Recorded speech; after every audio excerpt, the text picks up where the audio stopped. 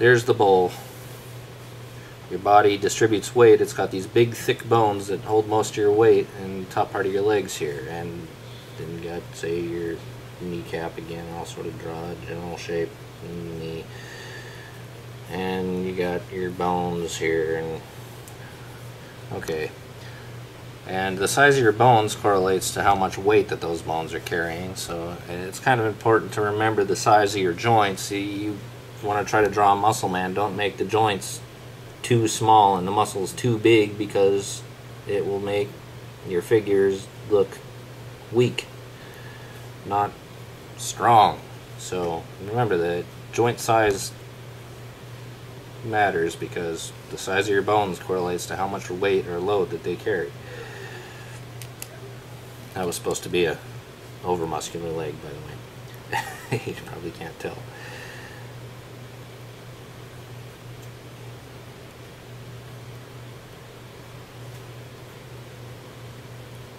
Anyway, so here's your pelvis and the bowl again. You got these structures, these big thick bones of your legs that carry all the weight, and then all the weight of your body is on top of this bowl. It all sits in this bowl. All the rest, you know, your whole upper body, everything is held in this bowl.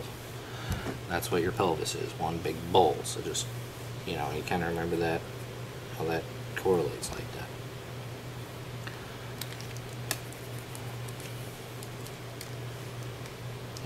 Okay, get back to there. There's your tailbone, lower part of your spine. There's top lip of the bowl of your pelvis, and then in the front, it sort of has this. It still maintains that bowl shape, but it gets a little funky.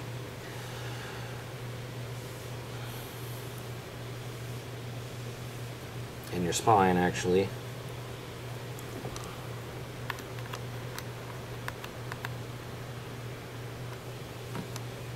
It's really pretty close to your abs. Your stomach isn't really that big, and a really skinny person, it's almost like you can just put your finger in their belly button and touch their spine within an inch or two. It's really pretty close through your abs and stomach and guts and stuff.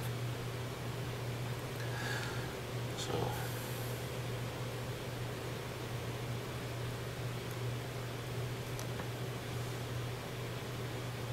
yep, I think that's all I want to talk about the pelvis, because I'd have to draw a whole nother picture to try to elaborate the general structure of the pelvis.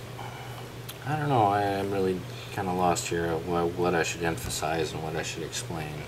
The things you want to try to show when you're drawing are the sense of movement and weight, and keeping loose and fast helps with that. So just knowing that where muscles are flexed or not flexed, and exaggerating certain lines, get that animation technique of yours going, squish and bend or whatever. I can't even think of it. I'm sort of aware of it, but yeah, I don't know, I'm not an animator. So but just knowing, like, the thickness of the legs, say here, say all the weight looks like it's on this leg here. So you kind of want to, like, overemphasize how thick this leg looks, or how flexed. Sense of weight being put on it.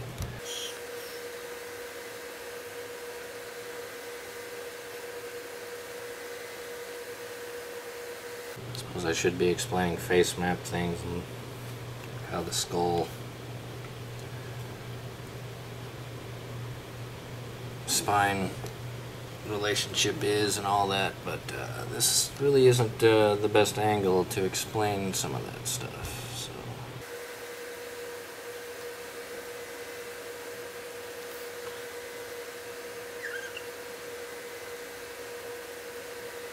I sort of have this a little wrong. I need to correct it a little bit, but a little ahead of myself here.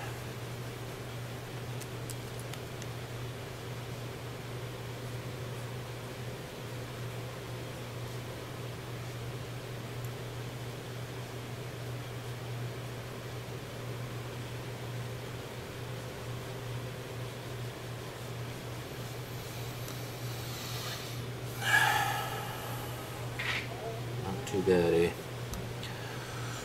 Boy, knowing those bones and muscles really helps things along, doesn't it?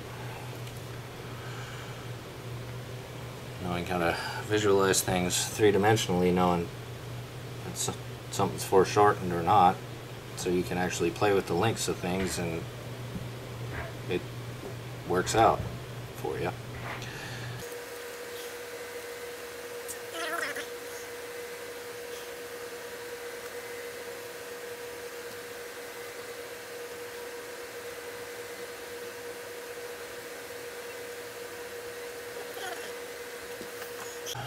This is where this face map thing gets a little tricky, because you're not looking at it at a straight on angle, so that two-dimensional map of the face really doesn't mean jack squat. You're looking sort of at this down angle of this guy's head, and I actually have it a little elongated here. It's actually more of an angle in the photo.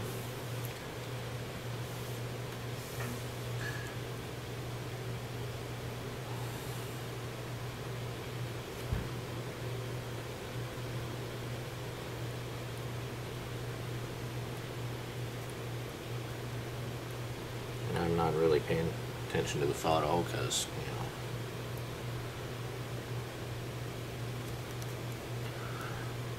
I do want to make it, however, look a little bit like the guy is actually thinking and living, breathing person, though. I don't want just this model face going on, and I want things to look a little funky and weird sometimes.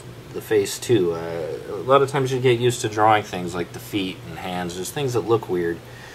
You'll leave them weird because, yeah, they kind of look weird. You kind of get used to it when you're drawing them. It's like, yeah, I'm not used to seeing it, so it just looks weird to me. But, you can kind of do that with everything. You draw it enough times, you just sort of, it looks weird, but it's close enough, and it works.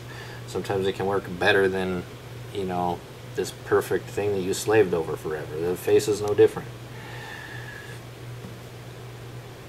It's a little more sensitive, just because we recognize it so easily if there is like a real mistake, a real emotion. The guy looks like he's, crying or something when he's not supposed to be, but, you'd be able to see that easy enough and correct it. But, remain loose in everything you do in your drawing. This part of the eye here is always the darkest part of the face. It's really basic. You should know that if you draw at all. A colorist might even know that, if you're lucky.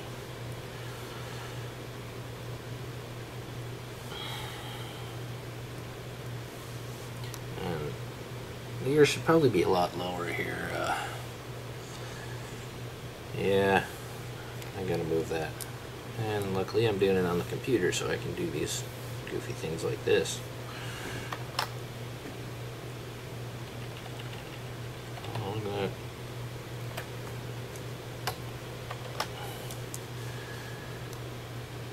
There's your face map at work. Say the ear. Say you got your eyebrows or your eyes, or I don't even really think about that. I think about where the skull is. Okay, that's a skull, and then you lay everything over that. But basically your ears go from, I don't know, your eyebrow to the top of your ear, maybe a little lower, and it's different on anybody. But say your ear is generally there. It sort of goes out the window, and all that's really important is not this two-dimensional map, but thinking of things three-dimensionally, knowing that there's a skull there, and knowing that three-dimensionally, if that skull is looking up, so you're looking at like the bottom of its nose, and everything, all these face map things are pushed closer together because they're foreshortened, or whatever you want to call it. And what happens to the ear? The ear is no longer in line with the eyebrow. Your ear, it'd be down here.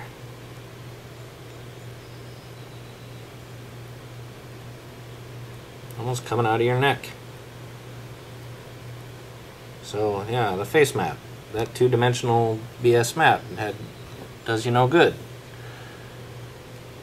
And it keeps you from thinking in that three-dimensional mode. Everything is three-dimensional. If I know where the skeleton is in the body, I'm thinking three-dimensionally. That's the gist of drawing, is learning to see things three-dimensionally. Know that logic, how everything goes together and works. If you're trying to teach somebody to draw, you're trying to teach them to see three-dimensionally, not to take this two-dimensional map and put it onto something that you're seeing in 3 dimensions and then reconvert it back to 2 dimensions. Just seems stupid to me. That's the opposite of what you're trying to do, and you're trying to teach somebody how to draw. Oh, what, making Tongpo, because Tongpo is kick-ass.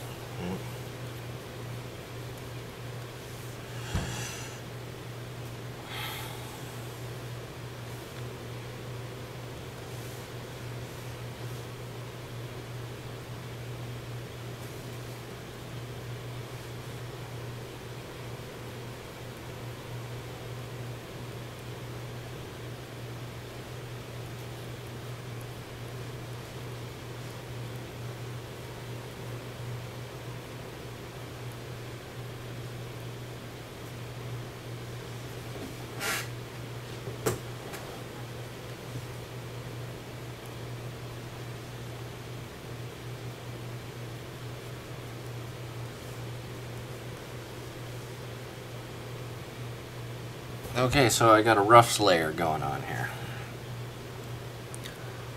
It's pretty rough. It's good enough though, but basically this is what I wanted to show you, was things like the skeleton. And okay, here's the shoulder blade again. It's got a ledge hanging off of the back of it. It's a triangle shape, and this is a ledge too. Yeah, we'll say there's 2 ledges. It's something like that. There's the top, there's this ledge here, there's this concave area that a muscle sits in, and this overhanging ledge here. I'll make it kind of like that. Maybe, I don't know if you can see that, sort of like Donald Duck's bill or something there. It's a ledge.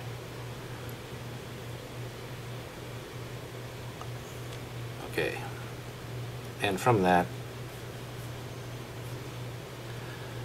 there's, call that the ball on your arm bone here. There's the top bone in your arm, and it sort of, just has that basic bone shape with the hinges like I said before. But your elbow, this right here, this is not part of your arm bone. This is your ulna of your forearm. It goes from your pinky side of your hand right here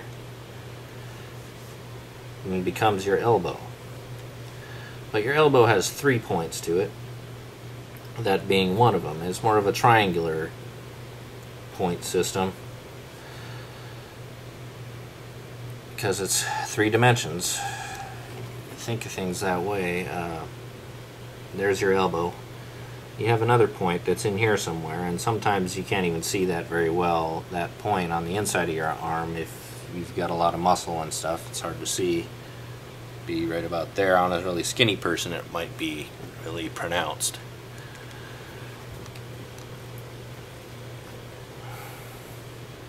And the radius bone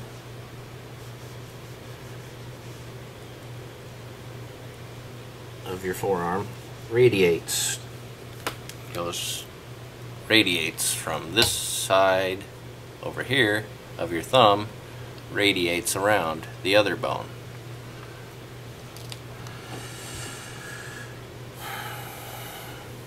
And there's a simple relationship going on here in the forearm area when you're roughing things out and stuff.